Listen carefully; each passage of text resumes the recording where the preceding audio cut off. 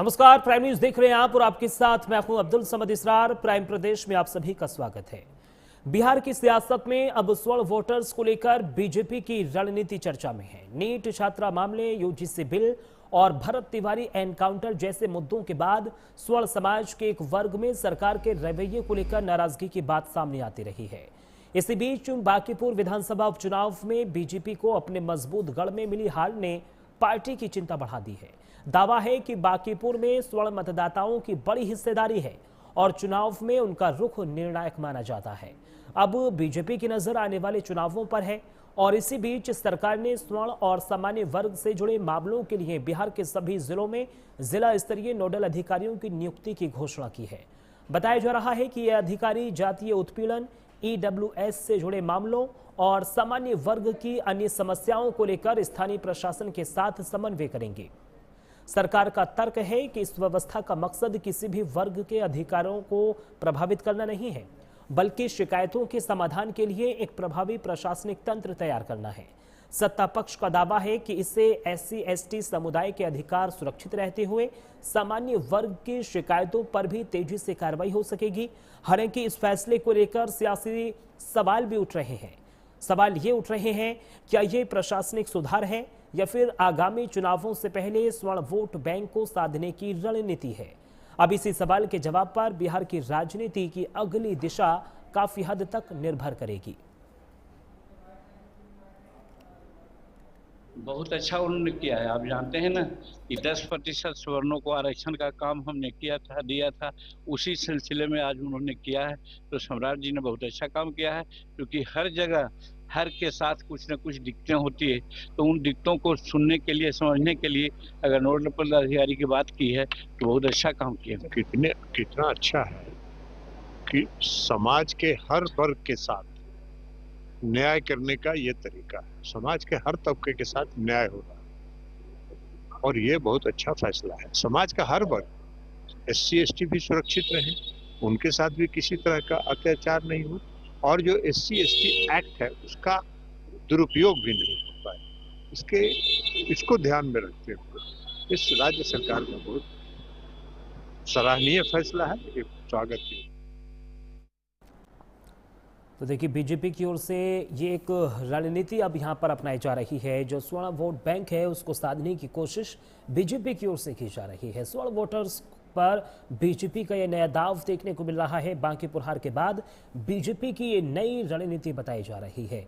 सामान्य वर्ग के लिए नोडल अफसर क्यों, ये भी एक सवाल है। और सवाल ये भी है कि अगर स्वर्ण वोटर बीजेपी की ओर से साध लिया जाता है तो क्या इसका फायदा बीजेपी को मिलेगा? सुरजीत कुमार हमारे सहयोगी फोनलाइन पर ज्यादा जानकारी के लिए जुड़ गए हैं। सुरजीत, देखिए, बीजेपी की ओर से जो ये कवायद की जा रही है स्वर्ण वोटर्स को साधने की, क्या इसका बीजेपी को फायदा मिलेगा? और दूसरा, ये क्यों ऐसा किया गया बीजेपी की ओर से बांकीपुर हार के बाद कि स्वर्ण वोटर को साधा जाए?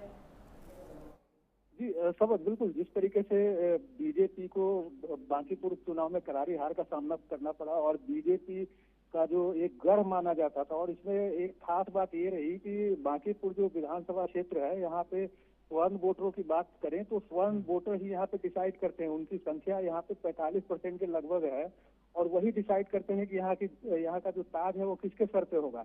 तो यहाँ पे बीजेपी को हार मिली और उसके बाद बीजेपी से जो तमाम स्वर्ण वोटर हैं, कुछ मुद्दे थे जैसे कि यूजीसी का मामला था, यहाँ पे नीट छात्रा की संदिग्ध परिस्थितियों में मौत हुई थी और भरत तिवारी का एनकाउंटर मामला, इसको लेकर समाज में बीजेपी को लेकर अच्छी नाराजगी थी, जिसका यहाँ पे नुकसान बीजेपी को उठाना पड़ा है। ऐसे में बीजेपी ने यहाँ पे एक ट्रम्प कार्ड खेला है और एक तरीके से कहा जाए तो बिहार में पहली बार ऐसा हुआ है कि यहाँ पे जो तमाम जिला में नोडल पदाधिकारी बनाए जाएंगे और जो SC/ST एक्ट का उपयोग होता था, जिसके उपयोग करके जो समाज के लोग थे, स्वर्णों को परेशान किया करते थे, उसमें यहाँ पे उसमें सुधार के लिए नोडल पदाधिकारी का गठन किया गया है और तमाम जिलों में नोडल पदाधिकारी रहेंगे। इस तरीके के मामलों का निराकरण कराते हुए नजर आएंगे। जी सुरजीत, देखिए, जो स्वर्ण वोटर है वो बांकीपुर सीट्स पर अपना दबदबा यहाँ पर कायम करता हुआ नजर आता है। जिस तरीके से आपने कहा,